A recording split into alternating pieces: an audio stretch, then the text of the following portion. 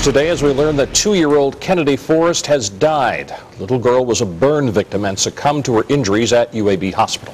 Fox 10 News reporter Derica Williams has been following her progress since she was burned over nearly 70% of her body. She joins us live now in the studio. Yes, Bob Lenise, these past 3 weeks have been a devastating time for Kennedy's family. She underwent several procedures and was battling a serious infection.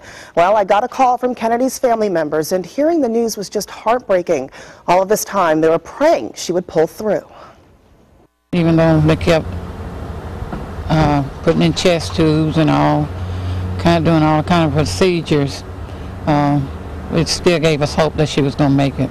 Hope turned to despair when Kennedy Forrest's health took a turn for the worse. Her lungs started filling with blood, and her oxygen levels fell, and they just couldn't bring her back. They worked on her for about 20 or 30 minutes, and, you know, she was gone. And I'm sad and I'm hurt.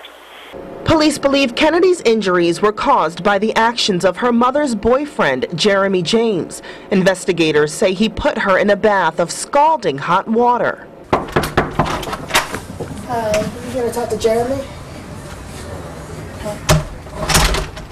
Fox 10 News tried to reach James, but was turned away at his home.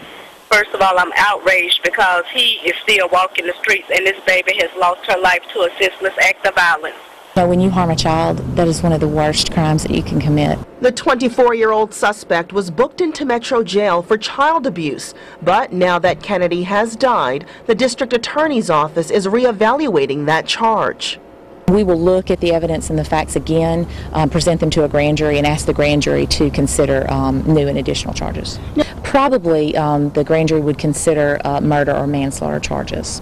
Ashley Rich says she wants to build the strongest possible case against James. Kennedy's body will be brought to Mobile for an autopsy. Loved ones are thankful she is no longer suffering and in pain, and are trying to remember her in happier times. She was just a happy child, a lovely child. She loved to dance, and she just was the life of the party. So we're going to miss her. Now, everyone says Kennedy was just a sweet little girl who lit up the room. Right now, family members are asking for you to keep them in their prayers, and we'll keep you posted on funeral arrangements. As for Jeremy James, he's expected to be back in court next month for a preliminary hearing.